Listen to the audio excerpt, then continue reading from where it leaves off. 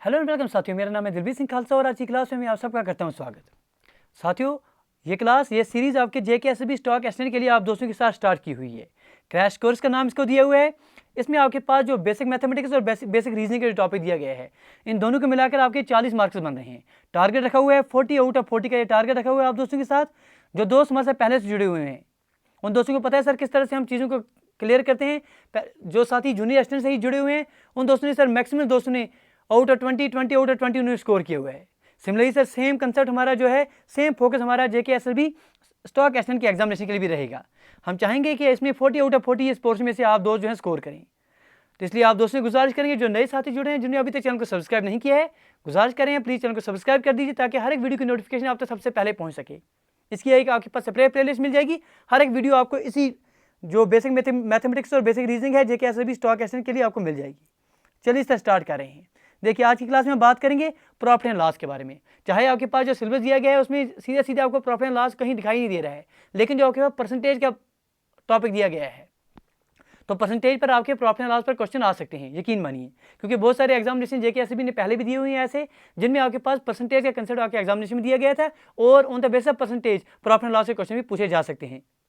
तो चलिए sir basic concept देंगे इसके बारे में, किस तरह के बेसिक क्वेश्चन आ सकते हैं, इसके लिए आप तैयारी कीजिए। चलिए जी, देखिए सर प्रॉफिट एंड लॉस में सबसे इंपॉर्टेंट बातें क्या हैं वो इस क्लास में बात करते हैं। सबसे पहली बात देखिए, कोई चीज़ क्या होती है सर, एक तो होती है आपके पास कॉस्ट प्राइस। चलिए एक मिनट, इसके लिए कलर हम आपके लिए चेंज कर देते हैं। एक तो होती है आपके पास कॉस्ट प्राइस, दूसरी चीज़ होती है आपके पास सेलिंग प्राइस। ये दो चीज़ें होती हैं। कोई भी प्राइस, जिस प्राइस पर आप कोई चीज़ खरीदेंगे, आप बाज़ार में गए हैं, बाज़ार से आपने कोई किताब खरीदी है, जिस प्राइस पर आपने वो किताब खरीदी होगी उसे आप कहेंगे उसकी कॉस्ट प्राइस आपको कितनी पड़ी, वो आपके पास सीपी कहलाएगा। आप फॉर एग्जाम्पल आप दुकानदार हैं, आप किताब व्यापार करते हैं, आपने किताब खरीदी एक जगह से, सीपी पर खरीदी, और जिस कीमत पर, जिस प्राइस पर उस चीज़ को आप बेचेंगे वो आपके पास एसपी कहलाएगा, वो आपके पास सेलिंग प्राइस कहलाएगा। बिल्कुल बेसिक समझाएंगे आपको ताकि कोई भी क्वेश्चन इस पर आए कोई परेशानी नहीं होनी चाहिए। कॉस्ट प्राइस वो प्राइस जिस पर आप कोई चीज़ खरीद रहे हैं, सेलिंग प्राइस वो प्राइस जिस प्राइस पर आप कोई चीज़ बेच रहे हैं। यहाँ तक क्लियर है? तो आगे बढ़ेंगे। अगला कंसेप्ट ये है, अब दो चीज़ें हो सकती हैं, या तो आपके पास जो सेलिंग प्राइस है ये आपके पास सीपी से बड़ी हो सकती है, दूसरे केस ये हो सकता है आपके पास कॉस्ट प्राइस है यही आपके पास सीपी के बराबर हो सकता है। अब पहला केस, अगर आपके पास सेलिंग प्राइस जिस चीज़ पर आप कीमत बेच रहे हैं वो आपके पास ज़्यादा है as compared to your cost price, तो यकीन मानिए आप प्रॉफिट पर हैं, आप मुनाफे पर हैं। तो इस केस में आपके पास प्रॉफिट जो है वो आपके पास एसपी माइनस सीपी निकलेगा। बिल्कुल अच्छे से आप समझिए चीज़ों को। दूसरी बात यह है कि हो सकता है आपके पास जो कॉस्ट प्राइस है वही ज़्यादा हो as compared to your selling price, तो सूरत में आप लॉस पर हैं, और लॉस आपके पास कितना होगा, जो आपके पास कॉस्ट प्राइस होगा माइनस सेलिंग प्राइस। उम्मीद है ये दो कंसेप्ट आपको क्लियर हुए होंगे। जिस चीज़ पर आप खरीद रहे हैं कॉस्ट प्राइस, जिस पर आप बेच रहे हैं सेलिंग प्राइस। अगर सेलिंग प्राइस ज़्यादा है as compared to cost price तो आप मुनाफे पर हैं, आप प्रॉफिट पर हैं। प्रॉफिट कितना होगा, selling price minus cost price. लेकिन अगर आपके पास कॉस्ट प्राइस जो है वही ज़्यादा है as compared to selling price तो आप लॉस पर हैं, और लॉस कितना होगा, cost price minus selling price. ये तो होगी सिंपल कॉस्ट प्राइस, लॉस और सेलिंग प्राइस का कंसेप्ट। ये हो गया प्रॉफिट एंड लॉस का। अब दूसरा कंसेप्ट होता है सर प्रॉफिट परसेंटेज और लॉस परसेंटेज। यकीन मानिए जब भी आपके पास प्रॉफिट परसेंटेज हो या आपके पास लॉस परसेंटेज हो, हमेशा it is calculated on CP, that is जब प्रॉफिट परसेंटेज आपने निकालना हो, ये किसके बराबर निकलेगा भाई, आपके पास प्रॉफिट कितना आया हुआ है डिवाइड बाय आपके पास सीपी कितना है। इसको आप मल्टीप्लाई करेंगे 100 के साथ, ये आपके पास वैल्यू दे देगा किसकी, प्रॉफिट परसेंटेज की। प्रॉफिट परसेंटेज हो या आपके पास लॉस परसेंटेज हो, it's always calculated on CP. ठीक है, बात क्लियर है? अब अगर इसी तरह से लॉस परसेंटेज आपने निकालना हो तो लॉस परसेंटेज किसके बराबर आएगा कि आपके पास लॉस कितना हुआ है डिवाइड बाय आपके पास कॉस्ट प्राइस। हमेशा कॉस्ट प्राइस पर ही कैलकुलेट आपको करना है, इंटू 100 करेंगे, ये आपके पास लॉस परसेंटेज आ जाएगा। उम्मीद करेंगे ये कंसेप्ट आपको क्लियर हो गए होंगे। देखिए अब क्वेश्चन कैसे सिंपल क्वेश्चन पूछे जाएंगे। फॉर एग्जाम्पल अगर आपसे हम बोलें कि एक आर्टिकल जो है उसको आपने बेच डाला 25% पर, ठीक है जी, 25% का आपको मुनाफा हुआ, 25% के प्रॉफिट पर आपने किसी आर्टिकल को बेच डाला, तो उस सूरत में आप क्या करेंगे, आप बोलेंगे अगर आपने 25% मुनाफे पर बेच डाला तो आपके पास एसपी जो होगा वो आपके पास 125% आ जाएगा आपके सीपी का। ठीक है, ये बिल्कुल बेसिक चीज़ हम समझा रहे हैं आपको ताकि कोई भी कंसेप्ट आपके दिमाग से ना छूट जाए। अगर हम कह रहे हैं कि आपने कोई चीज़ बेची, सेलिंग प्राइस आपकी जो है सर आपने बेच डाला, आपको 25% का मुनाफा हो रहा है, इसका मतलब ये होगा कि आपके पास जो सेलिंग प्राइस होगी वो 125% होगी आपके सीपी की।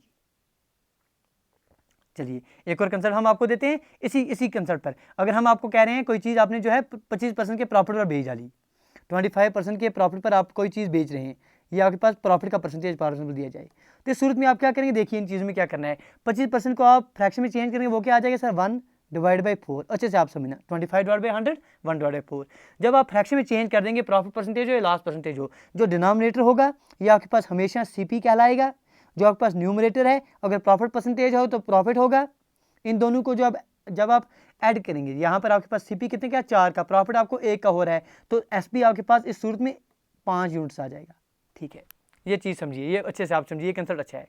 अगर आपके पास कभी दिया जाए प्रॉफिट परसेंटेज दिया जाए X%, Y%, 20%, 25%, जितना भी दिया जाए, प्रॉफिट परसेंटेज अगर आपके पास 25% दिया जाए, 25% को आपने फ्रैक्शन में चेंज कर दिया, 1/4 आ गया। जो डिनोमिनेटर आपके पास आ जाएगा उसको आप हमेशा CP लीजिए। जो आपके पास न्यूमरेटर है, अगर प्रॉफिट परसेंटेज की बात हो रही तो प्रॉफिट लीजिए। इन दोनों को ऐड कर दिए, आप SP पर पहुंच जाएंगे। SP आपका 5 यूनिट्स का आ रहा है। इसके बरकत फॉर एग्जाम्पल कभी बोला जाए कि आपके पास लॉस हो रहा है, कोई आपने ट्रांजेक्शन की, आपको लॉस हो गया सर, 20% का लॉस हो गया, 20% का आपको लॉस हो गया, तो 20% की वैल्यू कितनी होगी सर 1/5।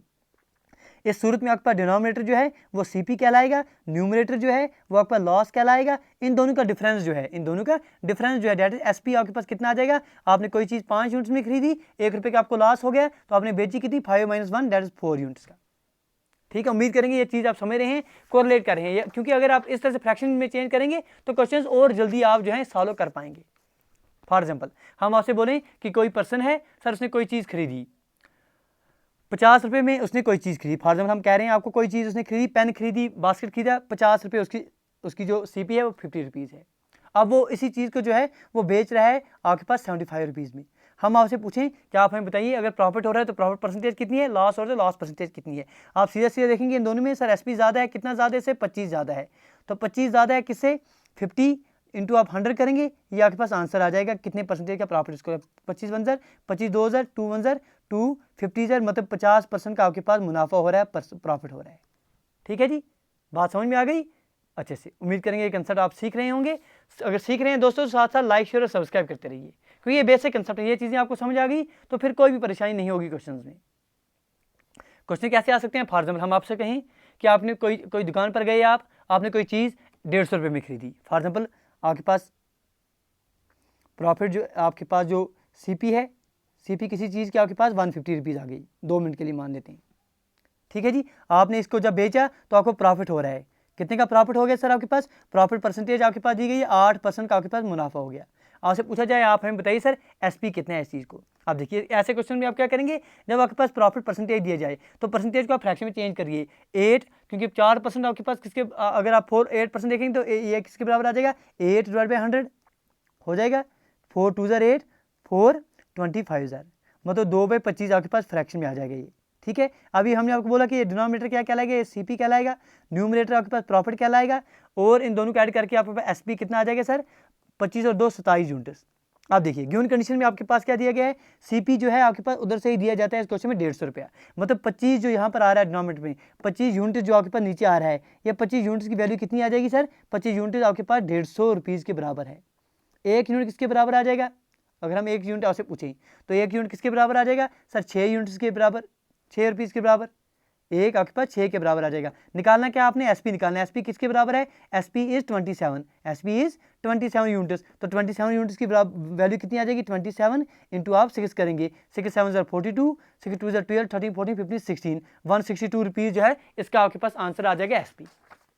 ठीक है जी, बात पकड़ में आ गई, यही चीज़ें आपको समझानी है, ये चीज़ें आप सीख गए तो आप बेसिक से क्वेश्चन करने की जरूरत नहीं है, इसमें आपके पास बिल्कुल बहुत सारा टाइम आपका बच जाएगा।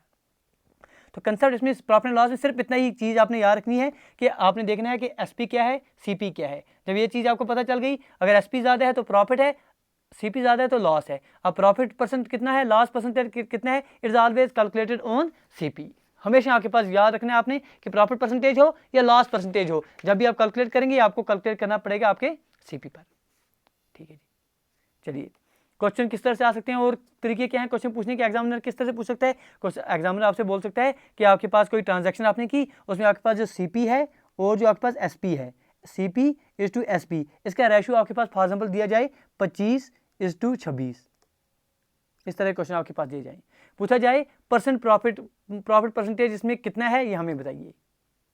तो आप क्या करेंगे सर, आप करेंगे इनमें कि 26 आपके पास फॉर एग्जाम्पल 26 यूनिट्स आपने एसपी मान लिया, 25 यूनिट्स आपने इसमें क्या मान लेंगे, सीधे सीधे आप 25 यूनिट्स आप इसमें सीधे सीधे सीपी मान लेंगे। डिफरेंस दोनों का देखेंगे तो वे 1 आ जाएगा, 1 डिवाइड बाई आप 25 करेंगे इंटू आप 100 कीजिए, ये आपके पास आंसर आ जाएगा सर, आपके पास 4% का जो है सीधा सीधा मुनाफा हो रहा है।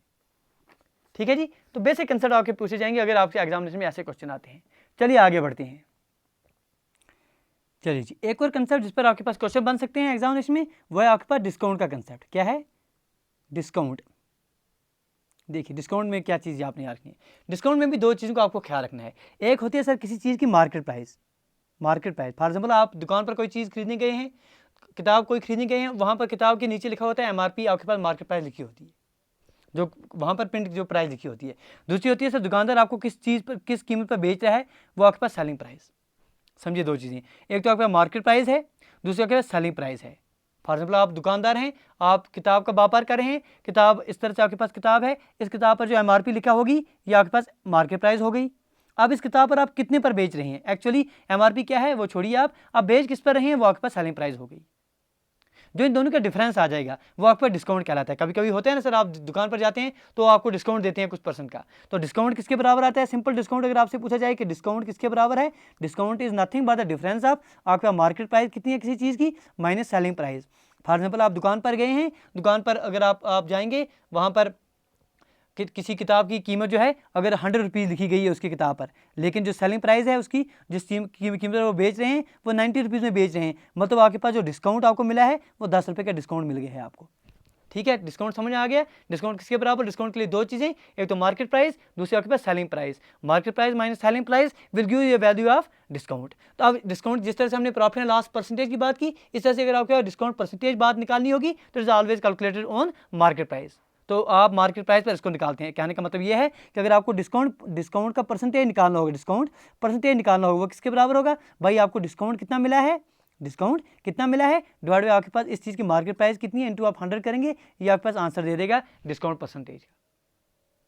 बात पकड़ में आ गई। फॉर एग्जाम्पल पिछले क्वेश्चन में इस तरह से अगर आपसे हम डिस्काउंट परसेंट पूछे तो आप बोलेंगे सर डिस्काउंट कितने का मिला हमें, डिस्काउंट 10 रुपये का मिल गया, तो आप 10 रुपये लिखेंगे डिवाइड मार्केट प्राइस कितनी चीज़ की, मार्केट प्राइस आपके पास 100 रुपीज़ थी, इंटू आप 100 करेंगे तो आपके पास करेक्ट आंसर डेट इज 10% का आपको मुनाफा हुआ है, 10% का आपको सर डिस्काउंट मिला हुआ है। ये आपके पास कंसेप्ट है। ठीक है, अब जिस तरह से पीछे किया प्रॉफिट परसेंटेज, लॉस परसेंटेज, इस तरह से यहाँ भी अगर आप देखिए, अगर आपके पास कभी दिया जाए कि आपके पास आप कहीं पर गए हैं, ट्रांजैक्शन किया आपने, तो आपको जो है डिस्काउंट मिला हुआ है 25% का। अगर आपको 25% का डिस्काउंट मिल गया है, 25% का आपको डिस्काउंट मिला है, तो आप यकीन मानिए 25% को आप जब फ्रैक्शन में चेंज करेंगे 1/4 आ जाएगा, मतलब आपके पास जो डिनोमिनेटर है वो आपके पास मार्केट प्राइस कहलाएगा, जो न्यूमरेटर है ये आपके पास डिस्काउंट कहलाएगा। ठीक है जी, फॉर एग्जाम्पल 4 रुपये की आपके पास मार्केट प्राइस थी, 1 रुपये का आपको डिस्काउंट मिल गया, तो सेलिंग प्राइस आपके पास कितनी आ जाएगी, 4 - 1 डेट इज आपके पास 3 यूनिट इसका जो है आपके पास प्राइस आ जाएगी। क्योंकि आपको पता है डिस्काउंट किसके बराबर है, discount is nothing but market price. Discount आपकी अभी आपने पढ़ लिया हमारे साथ कि डिस्काउंट किसके बराबर है, market price minus selling price. इसी सूरत में अगर आप सेलिंग प्राइस निकालेंगे तो सेलिंग प्राइस आपके पास निकल के आ जाएगी मार्केट प्राइस माइनस डिस्काउंट। वही हमने यहाँ पर आपके साथ किया। कभी आपके पास परसेंटेज में दिए जाएगा अगर डिस्काउंट, तो उसको फ्रैक्शन में चेंज कर दीजिए, जो डिनोमिनेटर होगा वो आपके पास मार्केट प्राइस कहलाएगा, न्यूमरेटर आपके पास डिस्काउंट कहलाएगा। इन दोनों का जो डिफरेंस है वो आपके पास सर आपके पास वो सेलिंग प्राइस कहलाएगा। ठीक है, बात पकड़ में आ गई, तो आगे बढ़ेंगे। चलिए जी, एक और कंसेप्ट जिस पर एक डिस्काउंट पर क्वेश्चन आते हैं वह है आपके पास सक्सेसिव डिस्काउंट का। फॉर एग्जांपल कभी कभी आपके पास 2 डिस्काउंट दिए जाते हैं, सक्सेसिव डिस्काउंट्स। पहले एक डिस्काउंट दिया जाए, फॉर एग्जांपल D1% का आपके पास पहले डिस्काउंट दिया जाता है, उसके बाद आपके पास दूसरा डिस्काउंट D2% का दिया जाता है। तो पूछा जाता है आप हमें बताइए कि आपके पास single discount equal to 2 successive discount किसके बराबर आ जाएगा। तो याद रखिए हमेशा, अगर आपके पास पहले डिस्काउंट D1% का दिया जाता है, फिर D2% का डिस्काउंट दिया जाता है, तो जो इक्विवेलेंट इन दोनों के equivalent discount, single discount in दोनों के बराबर जो आ जाएगा वो किसके बराबर आ जाएगा, D1 plus times D2 minus times D1 into D2 divide by 100। इसको आप सॉल्व करेंगे, जो आपके पास आंसर आ जाएगा उतने % का आपके पास सक्सेसिव डिस्काउंट सिंगल दोनों का बराबर बन के आ जाएगा। That is single discount equivalent to 2 successive discounters D1% and D2% is equal to D1 plus D2 minus D1 into D2 divided by 100। इसका मतलब क्या है सर, इसका मतलब ये है कि आपको पूछा जाए कि अगर आप दुकान पर गए हैं, आपको पहले हमने 10% का डिस्काउंट दे दिया, D1 आपके पास 10% का हमने डिस्काउंट दे दिया पहले, फिर आपके पास हमने 5% का डिस्काउंट दिया इसके बाद हम आपसे पूछें कि इन दोनों का जो इक्वलेंट डिस्काउंट है वो किसके बराबर आ जाएगा, वो किसके बराबर आ जाएगा। आप लेंगे सर D1 के बदले 10 आ जाएगा, प्लस D2 के बदले आपके 5 आ जाएगा, minus D1 into D2 10 into 5 divide by आप 100 करेंगे। ठीक है मेरे दोस्त, यहाँ तक आपने कर दिया। तो अब 10 + 5 कितने हो गए सर, 15 हो गए। कोई बात नहीं है यहाँ पर, माइनस ये 10 1 ज़र 10 10 ज़र 100, 5 1 ज़र 5 2 ज़र 1/2। ठीक है जी, 1/2 किसके बराबर आ जाएगा, 0.5। 0.5 आप इसमें से माइनस कर देंगे, मतलब 14.5% आपके पास इक्वलेंट डिस्काउंट आ जाएगा इन दोनों का। अगर आपके पास डिस्काउंट पहले 10% का दिया जाता है, फिर डिस्काउंट आपके 5% का दिया जाता है, इन दोनों का जो इक्वलेंट डिस्काउंट आ जाएगा वो आपके 14.5% का आ जाएगा। तो ये कंसेप्ट है, इन पर क्वेश्चन आपको देखने को मिलेंगे।